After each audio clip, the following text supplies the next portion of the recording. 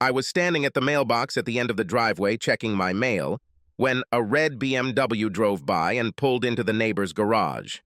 As he pulled up to their garage, the door opened to let in the Beamer and then closed again. This seemed strange. I knew Kyle Good was out of town. Why would some guy come into their garage? I thought there could be dozens of innocent reasons. A cousin, maybe Doris's brother, who knows? And it's certainly none of my business. This incident was quickly forgotten when I noticed a letter in my mailbox from my sister living in Florida. Gina always writes excellent letters, full of family news and many articles clipped from the dozen or so publications she subscribes to. The next morning, as I was pulling out of my driveway to go to work, a Beamer drove past me so fast that I barely had time to brake to avoid backing into it. I might never have paid attention to this incident if my wife Jenny and I had not stopped by the Goods' house while walking the dog on Friday evening. The red BMW was parked on the street, and Kyle Good was standing on the porch talking to the guy I had seen earlier that week, driving the car. Kyle and the guy came up to us as we were walking along the sidewalk. "George, Jenny, hello?" Jenny and I paused until the two men approached the sidewalk. "George, meet my best friend Harry Thompson. Harry, this is our neighbor George."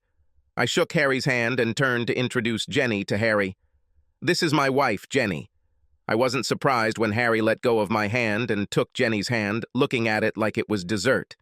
When you marry a woman as beautiful as Jenny, you get used to men drooling over her. But this guy had an expression on his face that I couldn't read, perhaps a smirk, as if he knew something I didn't. Now that I found out that Harry is Kylie's best friend and not some relative, my head started to buzz as to why this guy spent the night when Kyle was out of town. Was there something between Harry and Kyle's wife, Doris? Personally, I can't imagine anything worse than having a best friend sleep with his friend's wife. But perhaps there is an innocent explanation. For example, the guy came to town on business and needed somewhere to stay. So I asked, "Harry, where do you live?" Harry replied, "Across the river in St. Paul." Thus, I close this topic. Harry is not related and does not live so far away that he would need a room for the night while traveling. It remains, Harry was still looking at Jenny like he was ready to pounce on her. So I said we needed to finish walking the dog and said goodbye to Kyle and Harry. This left me with a dilemma. Should I say something to Kyle? Part of me wanted to stay out of it. Part of me realized that Kyle had been my friend since Jenny and I moved into the area 7 months ago, and if I were him, I'd want to know if my wife was sleeping with him, someone on the side. By that Sunday, I had already decided everything. While Kyle was mowing the lawn, I came over to chat. After the pleasantries, I simply said, "Kyla, on Monday night, while you were out of town, your best friend Harry spent the night at your house." Kylie's reaction could have knocked me off my feet. He even chuckled as he answered, "George, of course, did. I bet he gave Doris all the pleasure of her life." My mouth was open. I had no words in response to Kyle's statement. Kyle continued to laugh as he explained, "George, I thought you knew. Doris and I have an open relationship. It took me a few seconds to realize this. So you do this with other people?" "Even more, we exchange partners. Haven't you ever noticed that cars come here once every 2 months? When it's our turn to be the masters." "The owners?" Kyle looked like he was having fun with my discomfort. "Yes, George. The owners. That is, 6 or more couples, plus lucky singles like Harry, stay here, and we all switch partners." I still hadn't come up with a coherent response to Kyle's news when he asked the inevitable question, "Would you like to join us with Jenny?" "We are always looking for newcomers. Doris and I will be considered aces if we attract you two." This question brought me out of my stupor. "No, Kyle. There is no way we would participate in something like that." As I turned to leave, I heard Kyle say after me, "It's a pity. The fact is that this is not the first time recently that the question of such sexual entertainment has been raised. 3 or 4 months ago, Jenny and I were recovering from a particularly nasty hour of sex when she asked me this, 'George, what fantasies do you have?' I pondered the question as my pulse and breathing slowly returned to normal. "I would like to make love to you on the beach." Apparently, I didn't give Jenny the answer she was looking for. So she asked again, "Anything else?" I was almost afraid to bring this up, but I decided to give it a chance. "Do you promise that you won't think I'm a pervert if I tell you?" Jenny propped herself up on one elbow, turning to face me, as if reassuring me that I must continue. "I promise, George. What is this?" Even just thinking about it made me excited. "Remember? You promised. I want you to dress really slutty. High heels, a little black dress that barely covers your ass and your perfect breasts, showing tons of cleavage. I want you to go to the hotel bar without me." As I spoke, Jenny looked at me with even more enthusiasm. I could see that she was on edge. "I want you to sit at the bar on a high bar stool with your long legs hanging out of that little black dress. Then I would walk into the bar and pretend I didn't know you. I would buy you a drink, we would chat until you finished your drink, then I would take you out of the bar, and all the men in the bar would watch us leave. I would take you to the room I booked, and we would have sex for hours. What if one of the men at the bar tried to buy me a drink or pick me up? You would, of course, ignore them. Wouldn't you love to watch me flirt with some guy at the bar before you pick me up? Wouldn't that make you horny? No. In my kinky fantasies, you can dress like an available girl in public, but that's too kinky. What about exchanging couples during sex? Have you ever thought about having sex with another couple or multiple couples?" Jenny's question shocked me. "Jenny, I have no desire to do this with any other woman, and I certainly have no desire to watch any other man do this with you." "And what? Is this your fantasy?" Jenny was smart enough to give me the correct answer. "No, George, I just asked because many couples have this fantasy. I'm just wondering if one of yours is like that." Jenny ended the conversation by bending over and making me feel good. After that, I immediately fell asleep. The conversation about fantasies was forgotten. Only a few months later, when I was telling Jenny about the goddess's parties, I remembered Jenny's question. "Have you ever thought about sex with another couple?" After leaving Kyle that afternoon, I returned to our house. Jenny sunbathed outside in a skimpy bikini. I took a beer from the refrigerator and sat next to her on the terrace. "Jenny, do you know that the Goods throw sex parties with other couples?" Jenny's answer was telling. Every time she talks to someone, Jenny pulls her sunglasses up onto the top of her head so the other person can see her blue eyes. Years ago, Jenny's father told me that he taught his children to take off their sunglasses when they were talking to someone. He told me this because he wanted me to follow the same advice. He got tired of talking to me when I shaded my eyes. He said it made me not trust him. So when Jenny turned to me, still wearing her sunglasses, while answering my question, it made me suspicious. "No, George." "What? Where did you get this idea?" "From Kyle. He said exactly that. I told him that Harry had spent Monday night at his house while he was away on a business trip.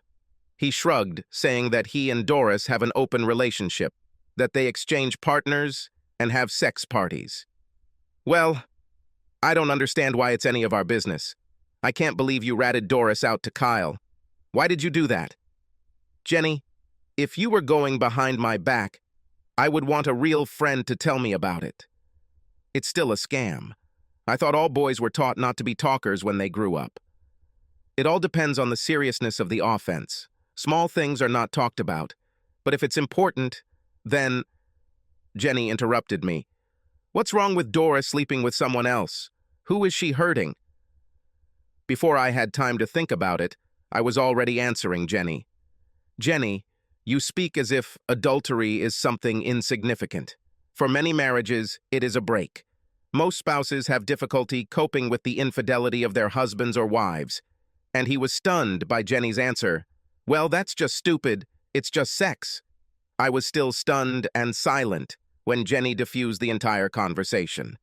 "George, whatever the Goods do is their business, not ours. As long as we love and trust each other and remain true to our vows, we should not quarrel with each other. Come here and kiss me. You haven't kissed me for several hours." I kissed Jenny, but something in our conversation did not give me peace. What would I have thought if I hadn't been distracted by Jenny's tight body in a red bikini? Over the next few weeks, I watched Jenny more closely. I must admit that almost everything in our daily life was completely normal. Our sex life didn't suffer. We still had sex at least 3 to 4 times a week, and weekend sessions continued to blow my mind, sometimes lasting for hours. There were no external signals that would make me suspicious, with 2 exceptions. First, one day when I picked up Jenny's smartphone to look up the phone number in her contacts, the phone was locked. This was something new. Jenny had never blocked her phone before. She said it was too inconvenient. Secondly, I noticed that Jenny was clearing the history on our computer. Again, Jenny had never done this in the past. Both a locked phone and a cleared history are small things, but as someone once sang, "From small things, mama, big things one day come." None of these circumstances were difficult to resolve. With some concern that I was invading Jenny's privacy, I was able to install a program on our computer that recorded activity in the background. Jenny could erase her history, but the computer would still save it in a file that I could view. It was not difficult to crack her phone password. I very casually handed Jenny her phone and asked for her brother's phone number. He didn't even mention that the phone was locked, and Jenny didn't realize that her back was to the mirror while unlocking it. I held my phone in my hand, recording a video of the image in the mirror while I waited for her to give me Matt's number. The web pages Jenny visited over the next couple of weeks were interesting.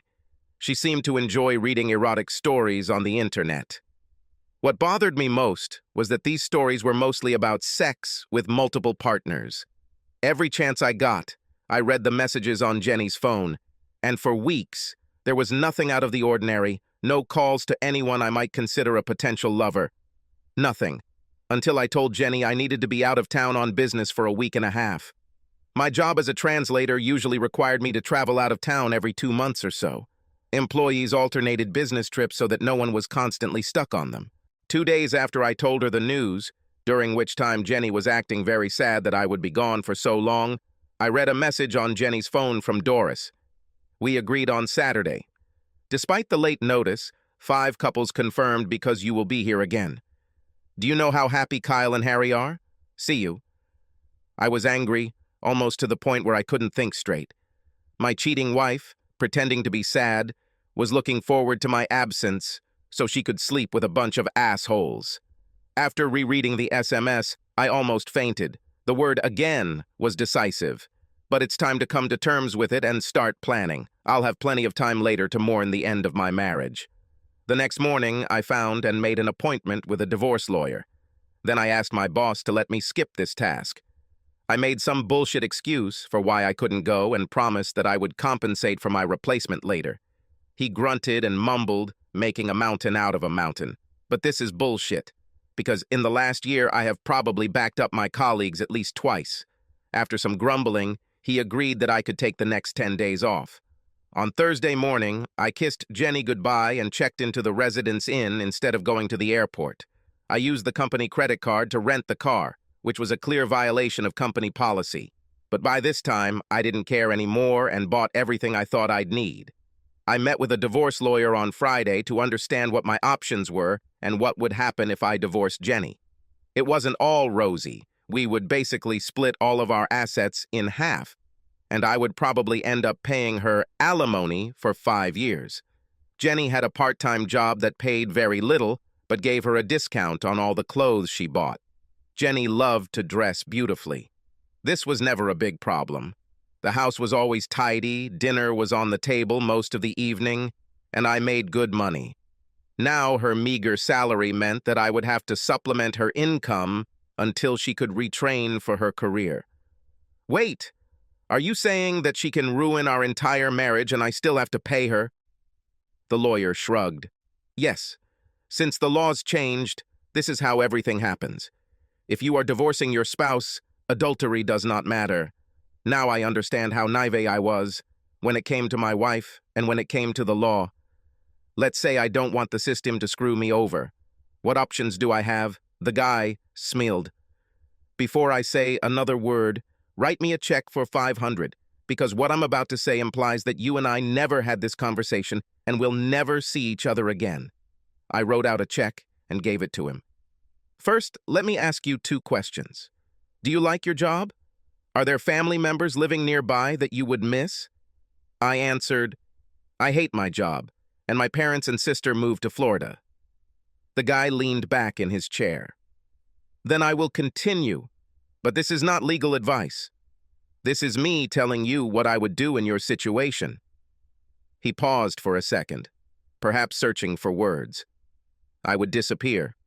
I would take everything I could from the accounts and get out of Dodge.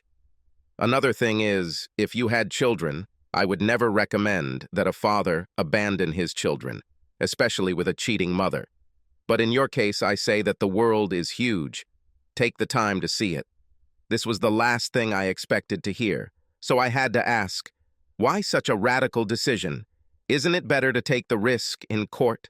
You chose the wrong lawyer to answer this question. 4 years ago, I found my wife with a trainer. All this was filmed, her and some pumped-up little rat in our bed. The recording showed them laughing at me, at the way I work, and they make an idiot out of me. Nasty shit. I divorced her. I even had one of the best divorce lawyers in the area, better than me. 4 years later, I still pay her every month and will continue to do so for the next year. This is the reward you get for treating your wife like a queen and not forcing her to get a well-paying job while you're married. Let's face it, the system is rigged against people like you and me. I left the lawyer's office, shaking my head, but already beginning to formulate my plans. But first, I need to know exactly what Jenny is doing to her neighbors. A swingers party was planned for Saturday night, and if I was lucky, it would be at the Goodies house. We'd been there often enough for barbecues and pool parties that I knew the layout of the house and knew I could settle in and spy on the festivities. But just in case, I installed a tracking app on Jenny's phone. Saturday was a long day. I spent her sitting in her hotel room waiting for her phone to show that she was on her way. I didn't have to wait too long. At 5 o'clock in the evening, Jenny left the house and went to the Goods. I drove to our neighborhood in my rental car and parked on the next block. The Goods have a small shed in their backyard, and I was able to get into it without anyone seeing me by climbing through a fence that was about 80 feet high. Over the next 2 hours, I used a cine camera and a still camera to document the entire event at the Goods. The video was shot to record various combinations of couples, threesomes, and foursomes. I filmed all the fun going on by the pool or in the room outside the patio doors. A digital camera with a telephoto lens was used to capture details. The faces of the participants were clear enough to leave no doubt about their identity. The photographs showed the most disgusting shit I could imagine. The hardest part was watching and recording my wife. Yes, she was the main attraction and the obvious star of the show. The other women present may have had decent bodies, but Jenny had the most beautiful, and most of the men took advantage of the situation. Sometimes there were several. It is impossible to understand true heartache until you see the woman you love, with whom you plan to have children and grow old together, having sex with other men. I took a video of Jenny at the Goods pool, having fun with Kyle Good and Harry Thompson. The threesome ended, and Jenny returned to the house. The patio doors were closed, but I could still see the lit room where Jenny was sitting on some guy's lap, apparently giving him a lap dance. The next guy threw her on the couch, and they started having sex. After almost 2 hours of this, I had each participant's face recorded while they were in a compromising position. It was time to leave. When I was sitting in the car, trying to calm down, I wanted to cry, but I didn't. I wanted to hurt Jenny and all her friends, but I wouldn't do it. Instead, I returned to my hotel room, buying 5 bottles of Jack Daniels along the way. I sat and thought about what to do next. I didn't get drunk. I sat up long after midnight and thought about my life and the options that the lawyer presented to me. The more I thought about it, the more I realized that, with the exception of my marriage to the woman I loved just a few hours ago, my life was crap. I hated my boss and my job, hated life in the Midwest with all its cold winters. When the temperature finally rose above freezing, it was still impossible to go outside without being eaten alive by mosquitoes, and they now carried crazy pathogens like West Nile. I hated the big house that Jenny just had to have before we had kids, with a big lawn that needed watering and fertilizer just to have to be mowed twice a week. There were very few neighbors I cared about, and that number had just been cut in half. It was now a given that I would leave Jenny. I've heard that there are guys who can tolerate their wives' infidelity, and there are even guys who enjoy it. How, I don't know, but it definitely doesn't suit me. I tried to sleep. It was hard, but it finally happened after staring at the hotel room ceiling for what seemed like hours, wondering how I screwed up and why did it happen this way. After I graduated from the University of Minnesota with a double major in German and Russian, the Army offered me a job. All I had to do was sign up for the next 4 years. The advantage of the Army over other options was that I would not be doing menial work for 2 or 3 years, but would be doing real work as a translator immediately after finishing basic training. I met Jenny my senior year while I was stationed at the Pentagon. Jenny worked as a waitress at the bar where my friends and I hung out. I won't lie, the main attraction was a pretty face, a sweet smile, and a killer body. We dated for 7 months before I popped the question. Jenny said yes, and we got married and built a house in Minneapolis 2 months after I got my leave. Jenny had limited abilities. I hate to say it, but for all of Jenny's wonderful qualities, intelligence was not one of them. I couldn't imagine how she would find another job at the bar. Hell, when we were dating, it was hard enough watching all the guys hit on her. Although it meant less money, Jenny found a part-time job selling dresses. Money wasn't an issue because I was making good money, enough to buy our dream house 4 years later, when prices had not yet fully recovered from the housing crash. Our main reasons for moving to Minneapolis stumped me for 2 years after the move. My father was given good money for early retirement. He and his mother decided to join the other Bullfinches, sold their house, and moved to sunny Florida. My sister, who never appreciated the cold winters in Minnesota, followed them. I don't want to make excuses for Jenny. There's no excuse for her going to the Goodses parties, but I think when her mom and sister moved to Florida, it left a void in Jenny's life. An emptiness that may have contributed to Jenny's subsequent attachment to our new neighbors, especially Doris. After Jenny and I bought the house, we gave ourselves a year to get it organized and ready before she got pregnant. Instead, I'm trying to sleep in this strange bed, wondering what I'll be doing in a year instead of holding my newborn baby. I woke up Sunday morning glad that I took my time last night with Jack Daniels and the hangover didn't make me feel any worse. There was a diner across the street that served a decent breakfast. I went through the list I made, a few things I wanted if I left, and a list of our assets, bank accounts, brokerage accounts, etc. The list of assets we needed to keep was short, and most of our money went towards a down payment on a house. I went to the first of 5 local car dealers looking for my next car. After finding what I wanted at 2 dealers, I made a deal with the one who gave me the best offer and drove off the dealer's lot with a used converted van and a check for $2,000, leaving my year-old Chrysler a $300 behind. The dealer got the best deal, but I did everything right, and now I had a car in which I could travel. Tuesday and Wednesday were spent getting my finances in order and equipping my camper with everything I needed for a long trip. I was ready by Thursday, a full day before the deadline, and one of the days Jenny was working at the store. Back at our house, I loaded the van with everything I wanted. There weren't many things, and they didn't fill the van more than necessary. I left a note on the kitchen table with 2 photographs, one of her with Goose and Thompson, and the other of our wedding, torn in half. I thought about keeping my engagement ring, but figured I could sell it somewhere down the road. It was gold and must have cost at least a tank of gas. The note read, "Jenny, I will not live with a liar and a cheat. Goodbye." My first stop was Naples, Florida, where my folks moved after my father retired. The van was a pleasure to drive. I spent 12 hours driving each day, mostly on country roads, before finding a campsite for the night.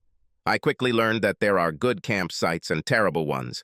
I'll have to learn to differentiate one from the other if I'm going to be traveling for any length of time. On the evening of the 3rd day, I came to my parents. My mom hugged me tightly, and even my dad hugged me like a man. They knew that I would come to visit, but did not know the details. It wouldn't be easy. They both loved Jenny and were looking forward to the call that they were going to be grandparents. What happened, George? Why are you here? I didn't want to go into detail right away. Not here, not on their porch. When we got inside, I had to ask. Did Jenny call and look for me? Mom looked sadly into her eyes. Why would she call and look for you? Doesn't she know you're here? She's probably too embarrassed to call and talk to either of you. I left Jenny. I caught her cheating. Mom was shocked. I can't believe it, not Jenny. Please believe me, Mom. I don't want to show you photographs for the sake of proof. She contacted our neighbors, a spouse exchange group. Father finally found his voice. Why? The devil knows. I found out about this and decided to run away. I haven't talked to Jenny and I don't plan to. Are you getting a divorce? That's the point, Dad. I went to a lawyer and found out what a mess I would be in if we went to court for a divorce. I will pay her alimony for years, and during this time she will freely have fun with her neighbors. I chose the path of a coward. I quit my job, bought a van, and planned to move around for a while. That's not like you, son. Does not look like it, but maybe it's time for a change of heart. I graduated from college in 3 years and immediately went into the Army, where I spent 4 years. Came out, got a job within the first month, got married, and then spent the last 5 years trying to make it so I could raise kids with the love of my life. And here I am. I am 30 years old. No kids, no wife, a 4-year-old van, and about $6,000 to my name. Damn good deal, right? Mom weighed everything. Isn't there a way to forgive Jenny and return to her? Well, that is, if she apologizes and promises never to do that again. I felt sorry for my mother. She was always an optimist, always ready to forgive, always ready to think only good things about people. I hugged her. No, Mom, you didn't see what I saw. She's not with just one guy. Didn't you hear her claim that she would miss me when she thought I was leaving on a business trip?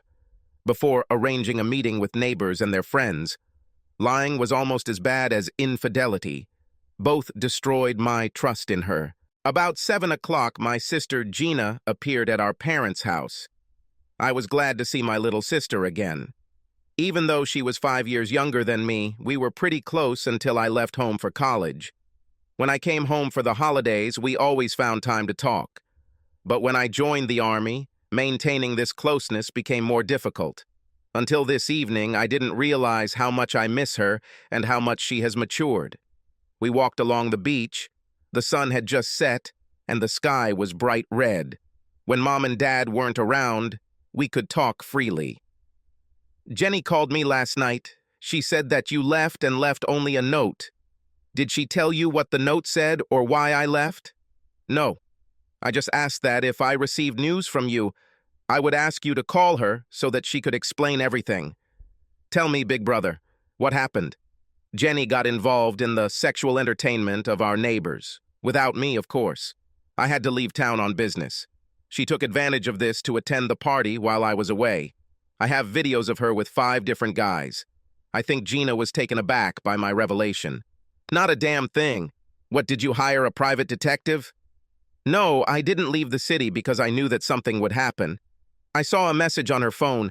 I stayed at a hotel nearby and filmed the party myself. They weren't too secretive.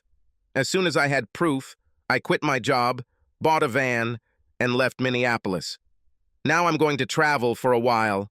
I'll start with the States and, if there is money, maybe to Europe. What about Jenny? Are you going to divorce her? As I already told my mom and dad, divorce will cripple me.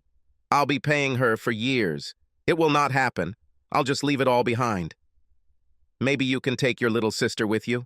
I have a few weeks of vacation coming up, and I would like to spend them on the road with you, as long as I don't bother you.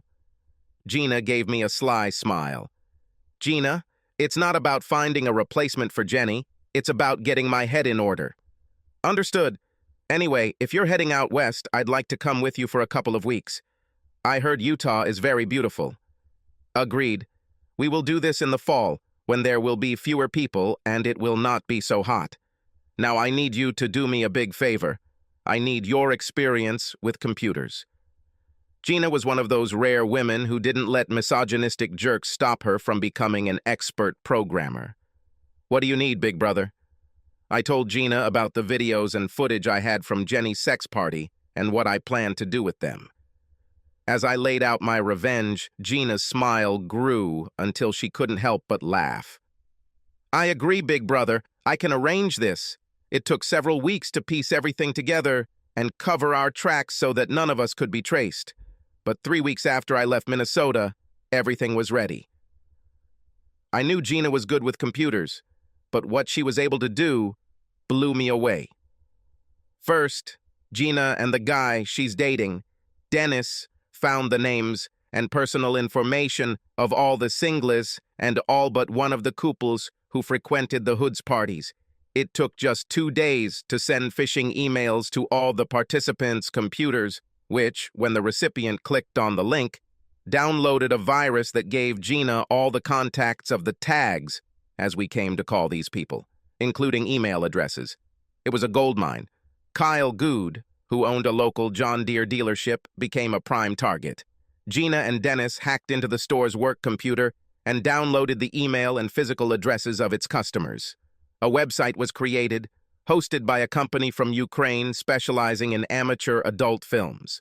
When I asked how we managed to do all this without being tracked, Gina and Dennis just laughed and then tried to explain that the web host was paid in Bitcoin and all the routing went through so many iterations that it would be the CIA. I nodded my head as they explained it all, but it still didn't make any sense, so I decided to trust their experience. Harry Thompson was an enigma. We were unable to hack into his computer and were unable to discover much personal information. He was not on Facebook, LinkedIn, or other social networks. Goody's computer didn't have his email address. We couldn't find where Harry worked. A complete mystery. Dennis suggested that Harry was probably doing some illegal shit, and we eventually gave up trying to find anything about him. Gina and Dennis had a friend who was a video editor, and he took the time to create an entertaining movie from the videos and photos. Each time the video showed a new sex scene, the action was paused long enough to superimpose close-ups from the stills to identify the actors. The 45-minute video was uploaded to the site and ready. This next part will probably anger some people and make others shake their heads in disgust. When we edited the video, I didn't show the scene where Jenny had sex with Kyle and Harry. We only kept the scene of Jenny pleasing one of the other men, but only one scene, enough to show her participation in the group's activities, but not so much as to cause her great embarrassment. More than one person has asked me why I didn't throw Jenny's ass under the bus and expose her depravity, and I only have one answer: Jenny's parents. Robert and Linda Rawlings are two of the sweetest and nicest people I have ever known. They accepted me into their home, treated me like a son, and if they ever have to see or hear about our video, they deserve better than to see their daughter in that light, even if she herself doesn't deserve more for breaking my heart. So while the video proved Jenny was a contestant, it didn't include any of her worst moments. One sunny Florida morning, Gina came to our parents' house where I was staying, sat down at the kitchen table with her ever-present cup of black coffee and asked a question. "Everything is ready, big brother. The site is up. The email is loaded. A couple hundred letters to good customers who don't have email are stamped and ready to send. Are you ready to pull the plug? It's time to act." "Yes, Gina, it's time. Let's get started and have some fun." Gina took out her phone and said, "Dennis, send emails." Gina looked up at me. "One of our friends is going to Vegas today. He'll put the letters in the mailbox when he lands so no one can track their return here. I think we covered our tracks as best we could." "Thank you, Gina. Thanks for everything. Tomorrow I fly out and begin my travels." Gina handed me a credit card. Dennis suggested something else. It was his idea for me to get a credit card in my name, for those times when you need to pay for something and cannot use cash. He said many state and national campgrounds require reservations and require a credit card. It's in my name, but if you put the reservation in my name and I don't complain to the bank's fraud department about the charges, it won't matter. This way, no one can track you using your card. This one has a $5,000 line of credit. You can pay me when it is convenient for you." I hugged Gina. It was almost too much to expect. Thank you. Thanks to Dennis, too. Well, don't forget that you promised that we would soon spend some time traveling together. Like I said, it's too hot and too crowded in Utah's national parks right now. Let's plan to meet at the end of September and visit one of these parks. Having agreed to spend 2 weeks in September, Gina went to work. I got out and prepared the van for the trip. The next morning, I kissed my mom goodbye and gave my dad a manly hug. Thanked them for letting me stay for a while, promised to stay safe and stay in touch. Then my father surprised me by leaning into the open passenger door window of the van. I love you, son. I always knew he loved me. He showed it to me in 1,000 ways growing up, but he never said it before. My eyes watered as I backed up. I took the circuitous roads north to Virginia on the Blue Ridge Parkway and spent a week traveling southwest to North Carolina. Went north to Nashville, where I spent 2 days on Broadway listening to great music. Visited Shiloh National Monument. I've always wanted to see it since I did a report on Western Civil War battles back in high school. I headed west with a plan to stop in Memphis, to spend time on Beale Street, and maybe visit Graceland. It was late at night, and I was sleeping in a van parked on the side of State Route 64, east of Bolivar, Tennessee, when I was awakened by a knock on the door. It was a state patrol officer standing there with one hand on the butt of his service pistol. The holster was unfastened. "How can I help you, officer? How long have you been parked here?" "I arrived last night around 10. I was too tired to drive any further, so I decided to sleep for a few hours." "Can I see your driver's license, please?" I handed him my license, and he went back to his patrol car to make the call. I sat in the passenger seat and waited for him to return. When he returned, I was worried. There was something in the way he looked at me. He still had his hand on the gun. "Mr. Baker, did you know that there was a warrant out for your arrest?" "No, I didn't know. And it says what I allegedly did?" "I don't know the details. It's a misdemeanor arrest warrant. Is there a reason someone is looking for you in Minnesota?" I told the officer my version of what happened. Then he added, "I guess some judge awarded my wife alimony, but I didn't pay it." The officer smiled. "Well, I have to bring you, but now I need to chase that car over there that just drove past at speed. I think it's a drunk driver, and that takes precedence over your warrant. You can stay here and wait for me to return, or since it's 30 minutes from the state line, you can drive south on Highway 18 and get out of my jurisdiction." Do you understand what I'm talking about? I didn't see any cars driving by, so I figured the guy was giving me a break. Perhaps he had his own story of heartbreak, and nodded. "Yes, officer. You don't want this to come back to me, do you?" "Officer, you can ask anyone, even my future ex-wife. I would rather cut off my left hand than let down someone who has done me a good deed. I bet you're right-handed, right?" "Okay, I'll cut off my right hand if you ever hear that I've let you down. I advise you to cross the border as soon as possible."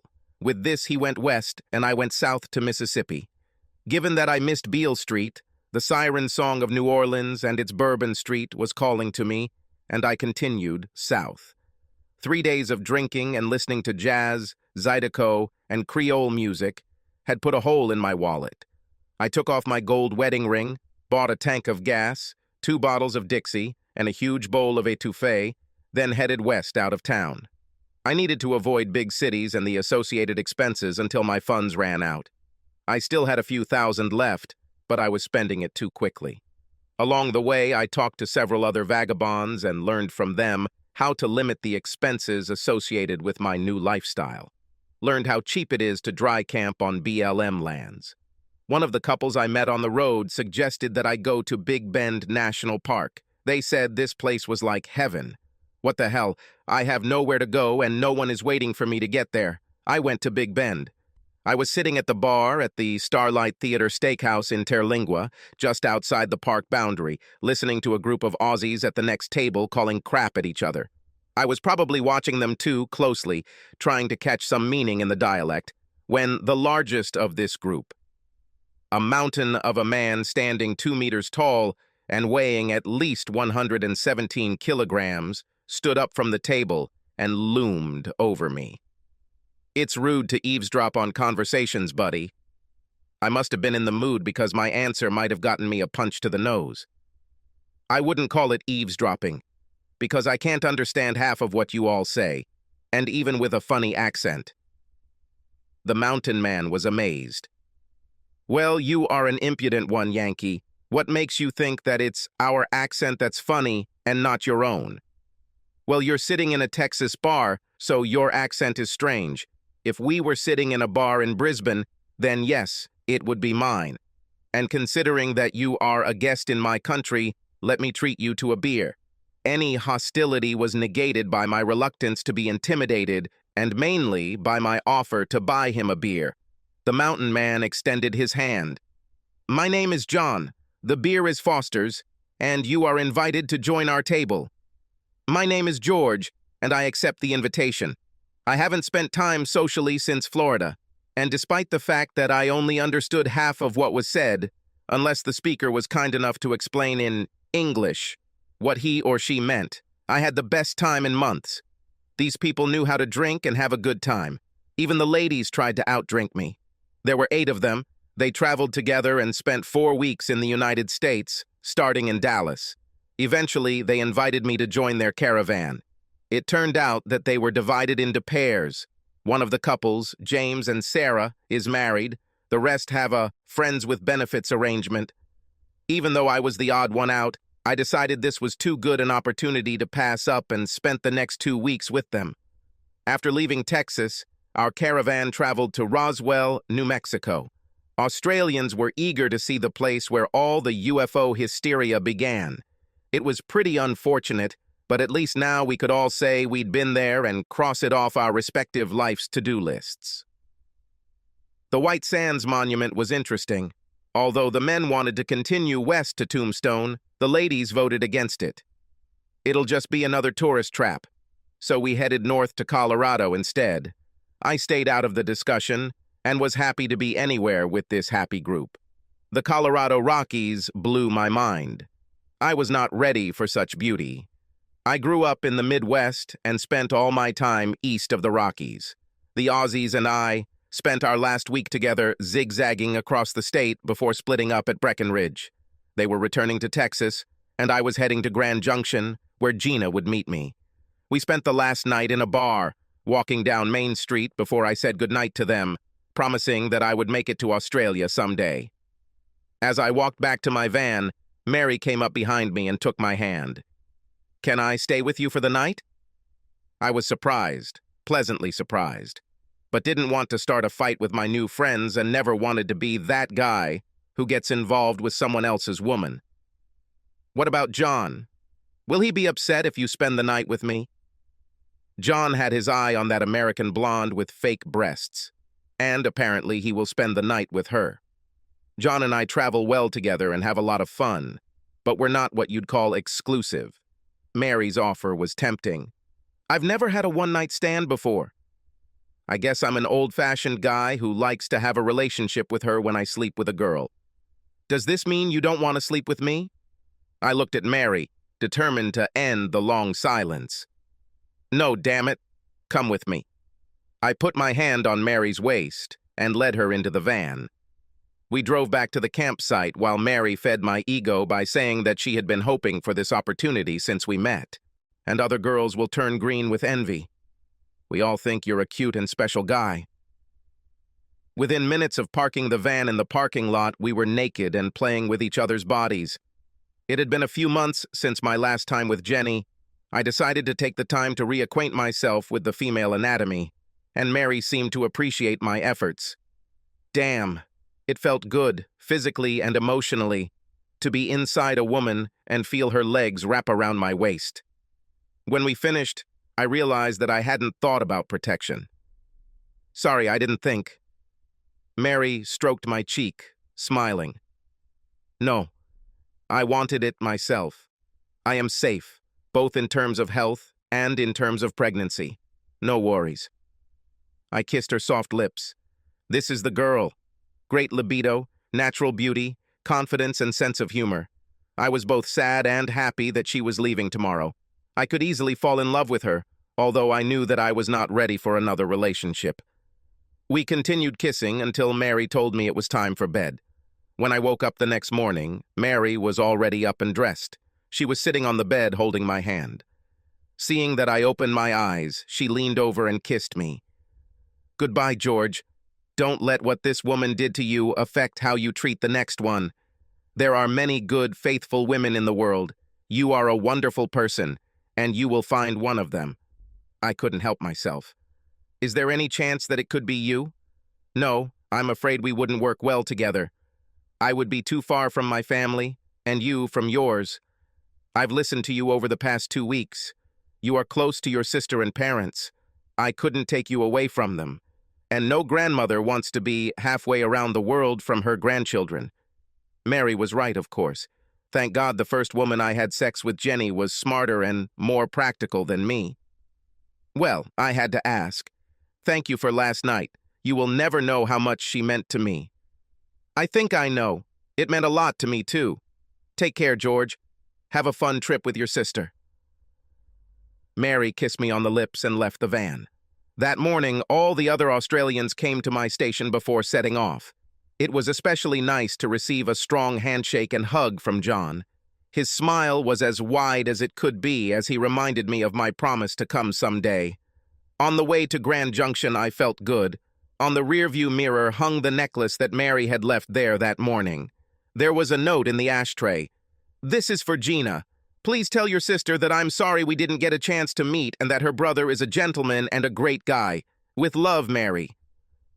The necklace was an inexpensive shell necklace that Mary always wore, and the note meant the world to me. Gina and I were walking through Arches National Park, heading toward Delicate Arch, when we crossed paths with another tourist. Abby Ross went camping alone. Her height was about 1.70 meters, and her body was like that of an athlete. She has long black hair, naturally shiny to complement her dark skin, and very dark eyes. She walked past Gina and I on the trail. We exchanged a quick hello, and after we passed, Gina caught me staring at my perfect ass and pair of legs and elbowed me in the ribs. "What?" Gina just smiled at my attempt to play dumb. "You men are all the same. Just because a woman has the body of a goddess, you can't help but turn to jelly." And you want to say that women are somehow different? I saw you practically drooling over that tall guy when we were standing at the airport carousel waiting for your luggage. Damn, I almost took a picture of you to send to Dennis so he could see how you act when he's not around. God, do not dare. I admit, I looked, but I would never touch it. I've been completely faithful to Dennis since we've been together. So, is everything serious with him?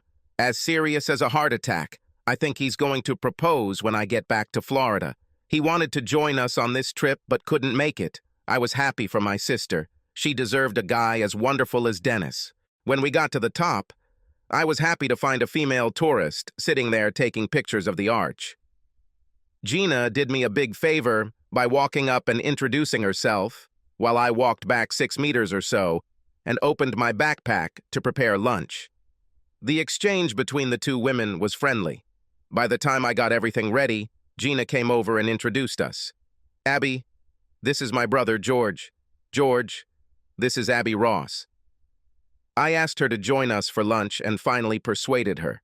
We ate, told stories, and when it was time to go down, we hiked together. When Gina found out Abby didn't have a campsite for the night, she invited Abby to share our campsite at Devil's Garden. Abby protested, but was unable to convince Gina. The three of us shared an evening meal and a wonderful night under the stars, sitting around the fire. Thus began my friendship with Abby Ross, from Klamath Falls, Oregon. Abby went hiking with us in Arches and Canyonlands National Parks. Then she agreed to accompany us when we went to Goblin State Park. Abby worked as a waitress in Klamath Falls and recently graduated from the local community college. We eventually found out that she was going on the trip alone because her long-term boyfriend had left her for another girl 3 weeks before they were supposed to go on the trip. Abby decided to go alone but was happy to join Gina and me. I didn't realize how lonely I would be without him. Thank you both for allowing me to go with you. After Goblin, Abby had to go home and we promised each other to stay in touch. I still had a week to spend with Gina. We said goodbye to Abby and headed to Bryce. In the van, Gina began her investigation. Well, what do you think, big brother? Quite a nice lady, isn't she? Very sweet, I agreed. But I didn't feel any romantic vibes from her. So what are you getting at? I want to say this. She is still suffering from a recent breakup, but I have noticed more than once how she looked at you more than friendly. Give her time and she will be ready for romance. For the next week, we said nothing more about our new friend, but when I dropped Gina off at the airport, she started talking about it. Call her, George. Maybe go to Klamath Falls and spend a couple of days with her without me. I'll bet you $100 that she'll say yes if you ask if you can come there. Good. Just so you stop stalking me, I'll call you. Say hi to Mom and Dad and Dennis for me. Call when you land. I returned to my van and took out the map. 1,000 miles if you take the scenic route. The best thing is that about most of the route was along US 50 through Nevada, the loneliest highway in America. How appropriate. I was in no rush and didn't mind being alone, especially after spending 2 weeks with the Australians and the next 2 with Gina. This gave me time to think. By the time I got to Reno, I had made my decision and called Abby. She was glad I called and didn't hesitate when I asked if she wanted to join me. Abby had to work the next 2 days and then have 3 days off. So I took my time and arrived on the morning of her first day off. Abby and I spent the 3 days hiking and exploring southwestern Oregon, from Crater Lake to Ashland, where we watched Shakespeare's As You Like It, in a replica of the Globe Theater. It was a wonderful 3 days, and although the van was a bit cramped, nothing romantic happened other than us holding hands. I would have loved to have done more, but it was very clear that Abby wasn't ready for that kind of relationship. Still, it was fun, and when I dropped her off on Thursday, I promised to stop by Klamath Falls on my way back from my next stop, Glacier National Park. I needed to get there quickly. It was the end of October, and winter would soon come, especially at high altitudes.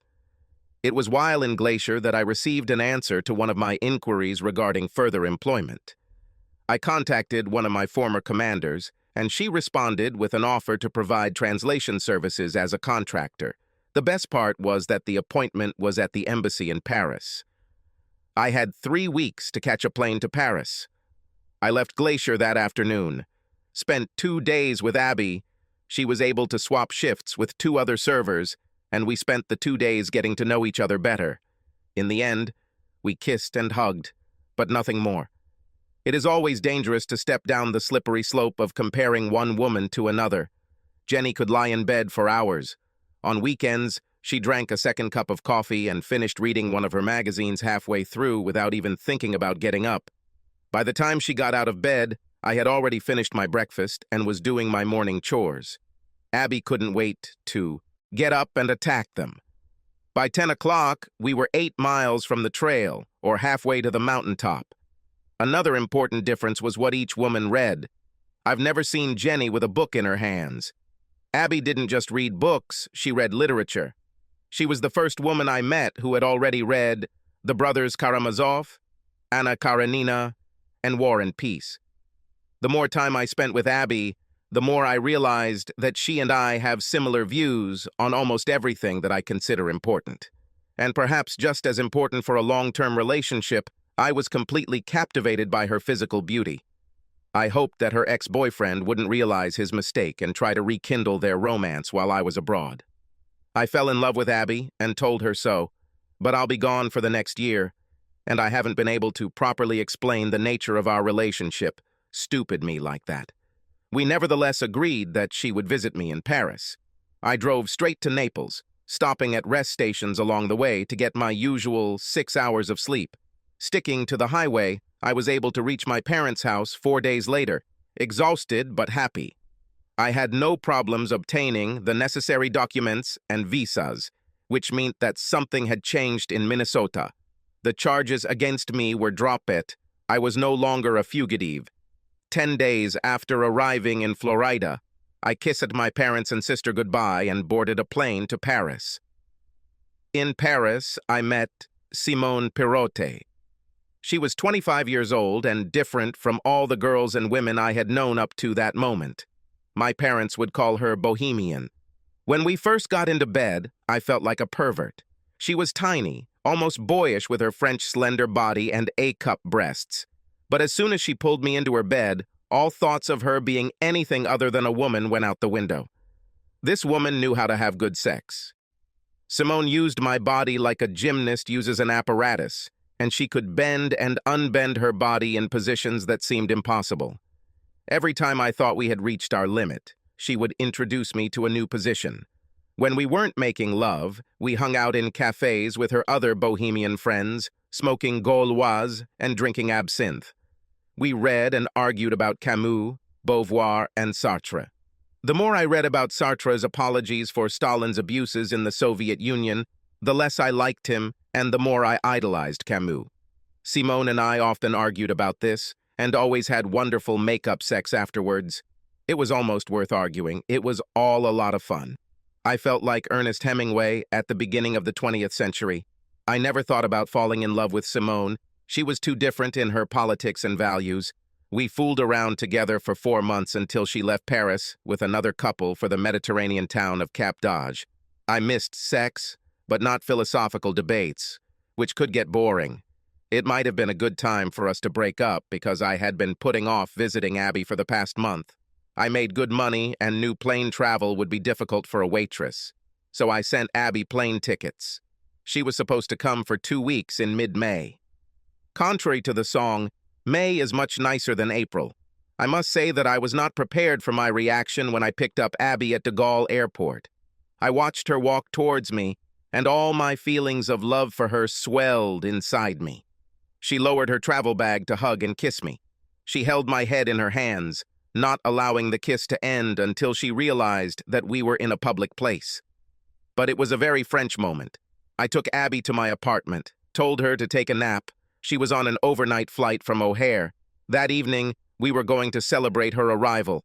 I went to work for several hours, and when I returned to the apartment, I was pleasantly surprised. Abby clearly spent some time shopping for city clothes. I never saw her in anything other than outdoor attire. Here she was, dressed in the most matching skirt and sweater, with a stylish leather jacket and high heels. She saw the expression on my face. Like, it is fantastic.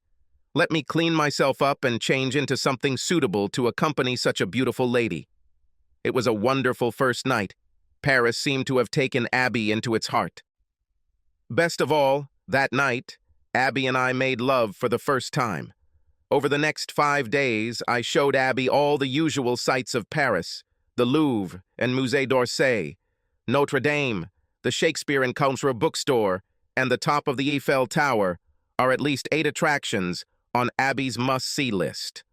On the 6th day, we boarded the high-speed train and spent 3.5 hours traveling to Grenoble. When I told Abby about my plans, she protested that she didn't bring decent hiking boots or clothes. Then she protested when I took her to an outdoor store to get everything she needed. She continued to protest until I convinced her that it was a late Christmas and early birthday present.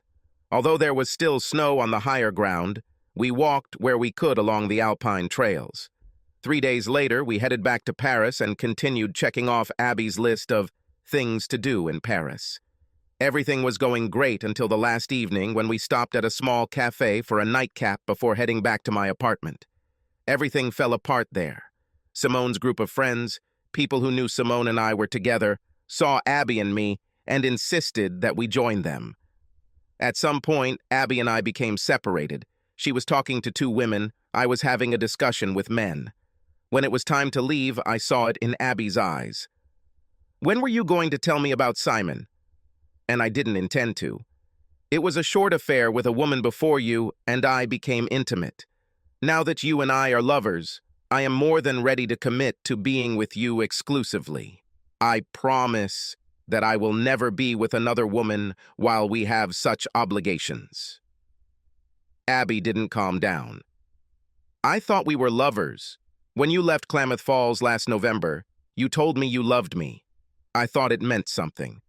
I said I was falling in love with you, and that actually meant something." We had to define what that meant. Abby started crying. What a fool I am. She went to the bedroom and got ready for her flight, another one at night. She left the bedroom with tears in her eyes. "I'll take a taxi to the airport." Let me take you. No, now I just need to be alone.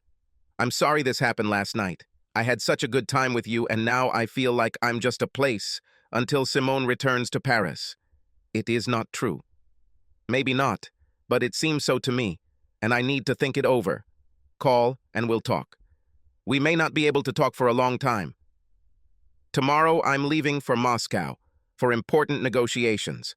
While I'm there, communication will be limited due to the nature of these negotiations. Let me take you to the airport. No, just call me when you can. Abby reached behind my head and pulled me in for a kiss. I love you, George Baker.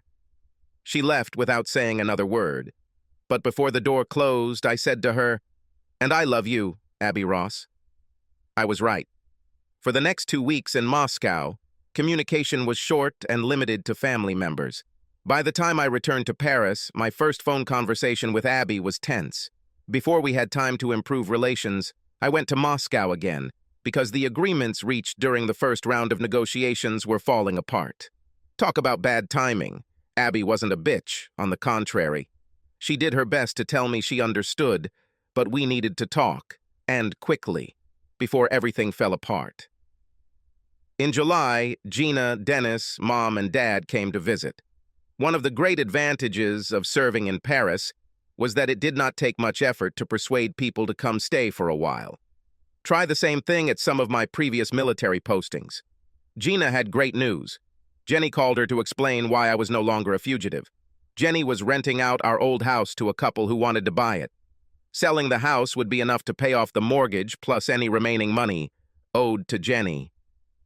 If I had signed the papers, giving up my claim on the house, Jenny would have had enough. Most importantly, Jenny filed for divorce, claiming abandonment. We would be officially divorced by June of next year, without any additional effort on my part. Gina had the documents, I signed them and mailed them to Jenny. We had a great time in Paris. The only exception was when Gina gave me a hard time for letting Appy go. Gina, I'm not just trying. I'll work it out when I get back to the States, I promise. Damn, what a fool you are, big brother. Do you really think that a woman with such virtues, beauty, personality, and brains will sit for a long time and yearn for your pathetic ass? She was right, but for the next few months there was little I could do except Skype with Abby and write love letters. My first stop upon returning to the States was Klamath Falls. Not only did Abby welcome me with open arms, she did everything to make me feel like we were a couple again. But there was one big problem. I needed a job, and the only West Coast offer I got was from a tech company in Los Angeles. Family was very important to Abby, and she wanted to stay close to her family, while I needed to be where there were opportunities for my specialty, and Klamath Falls is not a place where those skills are needed. Finally, we were both on the same continent, but we lived 700 miles apart. For the next few months, we spent at least one weekend a month together, either in Klamath Falls or Los Angeles. In May, we took 2 weeks off from work to hike Joshua Tree, Kings Canyon, and Death Valley. There was not the slightest doubt that we were suitable for each other and loved each other, but I still found it difficult to decide on marriage. This was most likely due to my lack of self-confidence and other trust issues. Let's face it, my history with women has not inspired confidence. Jenny didn't leave me, but I wasn't enough for her to remain faithful. But Simone, although we were not suitable for each other, still left me, and not the other way around. Abby claims she loves me, but not enough to leave her family and join me in California. Abby and I continued to meet whenever possible. I was 100% faithful and had no doubt that she was too. I didn't give up. I kept looking for a way for us to be together.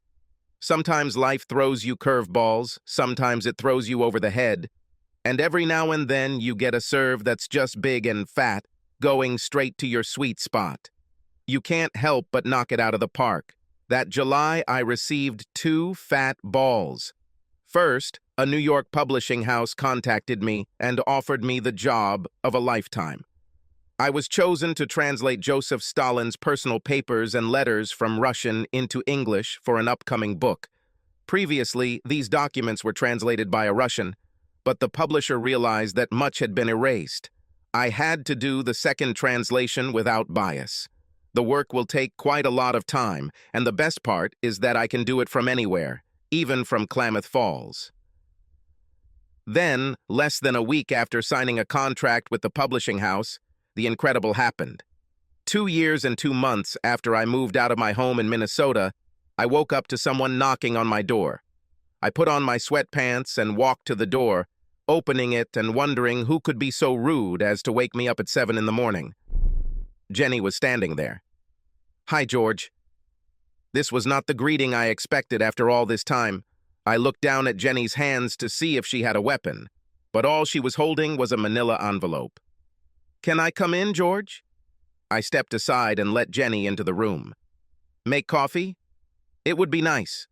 I left the hotel this morning without breakfast. I decided to be kind. Time softens a broken heart."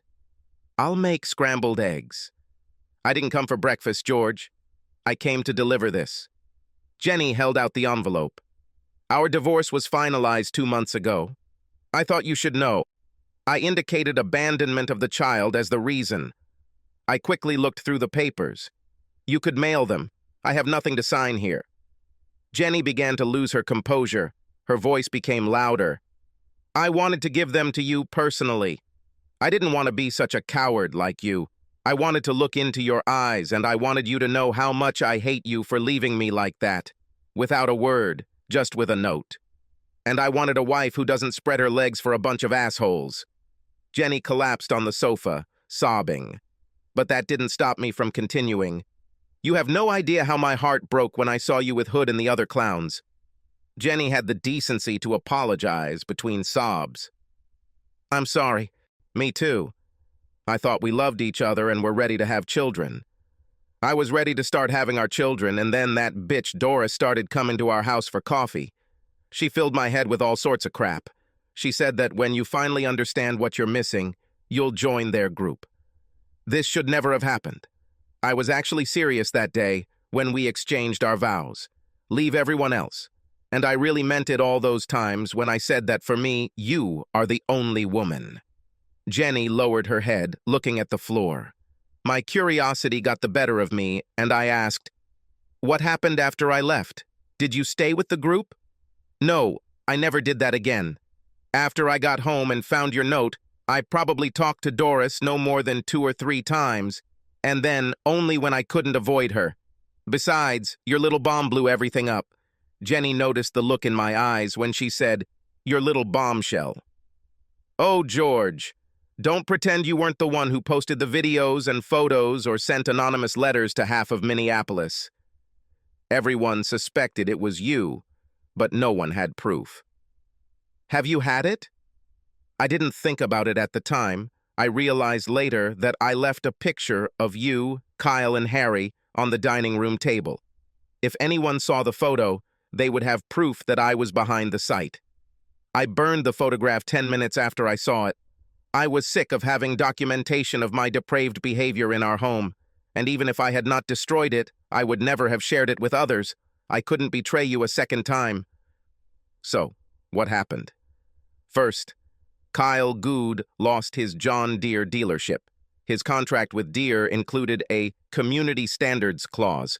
Who would have thought progressive Minnesotans would be so outraged by Good's parties? When people stopped buying from the store, Deere pulled out, leaving Kyle to sell cheap Chinese tractors and other crap. The store went bankrupt. Kyle was deeply in debt, and Doris left him for Harry. No fucking way. I was pleased with this turn of events, but Jenny wasn't finished yet. Kyle blew his brains out, put the gun in his mouth, and pulled the trigger. And Doris ended up living happily ever after with Kyle's best friend. Jenny shook her head. No. It turned out that Harry had anger problems, and after putting Doris in the hospital, he ended up in prison, and will be there for at least 8 years. 8 years for hitting a woman? What did he do to her? Oh, there was more than that. When police went to his home, they found him distributing oxycodone. He received a year for beating Doris and 10 for drug distribution charges. It just kept getting better and better. I couldn't stop laughing, Jenny continued. 2 other couples have moved.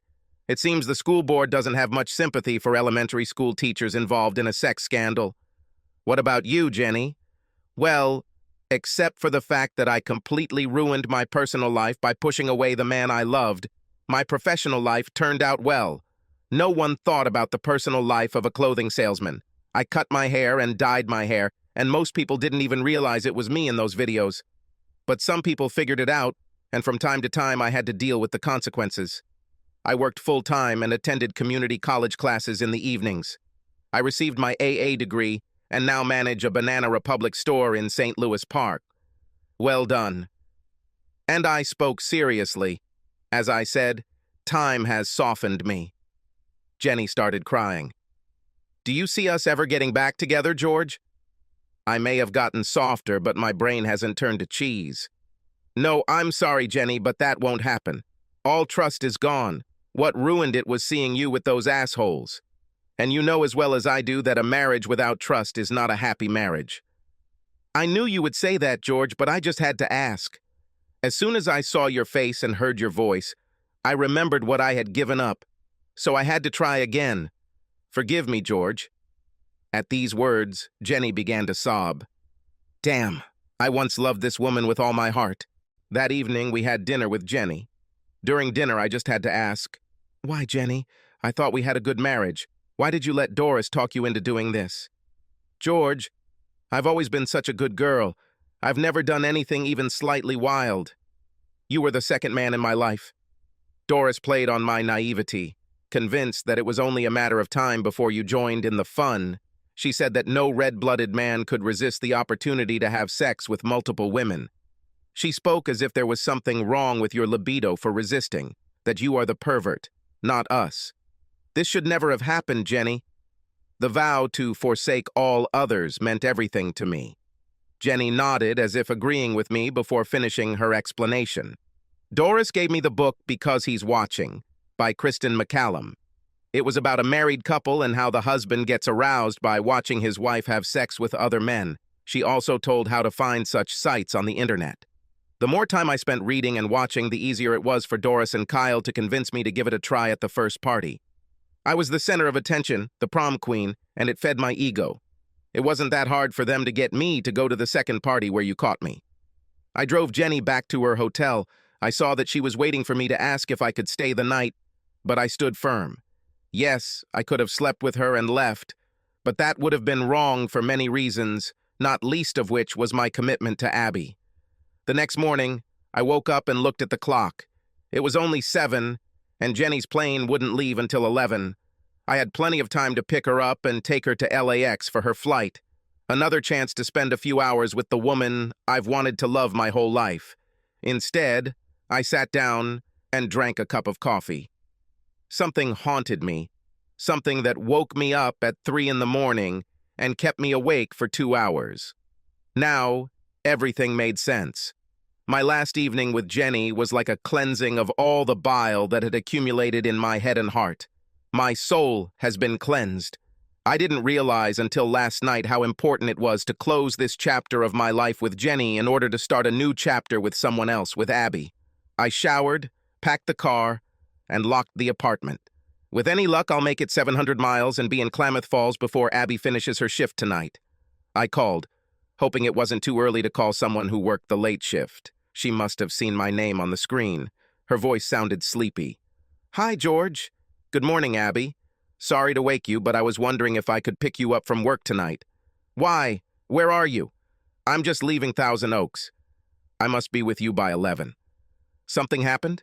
No, I just need to stay with you for a couple of days. If you can give me some time, maybe we could take a little hike and talk. Certainly. I'll switch shifts with Janet tomorrow. Are you sure you should drive all day? I'll be fine. I'll see you at 11. I was 200 miles north when I realized that I was going to propose empty-handed. I stopped at Ben's Bridge in Sacramento.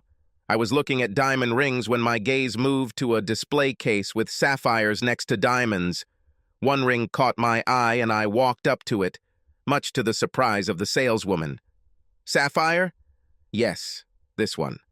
An unconventional ring for an unconventional lady. It's perfect, Please put it in a box, no need to wrap it. The saleswoman smiled. She'll like it. What about the size? Let's hope she says yes, then we won't worry about the size. She placed the ring in a beautiful blue box and swiped the reader on my credit card. Thank you. Good luck. But I can tell she'd be a fool to say no. Got back on I-5 and headed north. While I was driving, I called Gina and turned on speakerphone so as not to get a stupid fine today. Sister, today is the day. I go to Abby with a ring in my pocket and all the hope in the world in my heart. Gina was practically screaming down the phone. I'm glad for you, George. Do you think she will say yes? Gina laughed. Ask her the right way, and she will be your bride by the time you get to the "do you agree" part. I wish I had your confidence. Wish me luck, sis. Gina was almost right. I pulled up to the front door of the pub at 11:11:05, and Abby walked out to the car. I opened the door, got down on one knee with the box in my hands, but before I could say, I agree, she was already in my arms and said, yes, kissing me on the lips, cheeks, nose, and forehead. Looks like I'm getting married again. We spent the next 2 days visiting her family, walking in the mountains, and making love. Abby was especially excited when she heard about my new contract. Seriously, George, will I marry you and live here? That's when I realized that Abby had said yes to my marriage proposal without asking about our living arrangements. Now, with my new contract, this was a moot point. We will be able to live and raise our children, and she will have the support of her mother and father. The best of all worlds. 2 days later, I was on the road again. It was time to return to Los Angeles and tell the boss the bad news. When I returned home, there was a note on my door. George. This morning I had a little time before leaving, and I decided to come to you to once again ask for forgiveness for betraying your trust in me. I don't know if we'll ever have the opportunity to see or talk to each other again, but please understand that I know it was my immature, selfish behavior to listen to Keely and Doris's bad advice is the only reason why today we are not husband and wife, and why will I never have our children, the children we planned and worked for. I will love and miss you always. Also, I understand that you saved me pain with the video. I know that you had to capture me with those other men, and in situations that I will be forever ashamed of, I think you did it to spare my parents, and perhaps spare me. Whatever the reason, I will always be grateful to you for showing me such mercy. You are a good person. Jenny.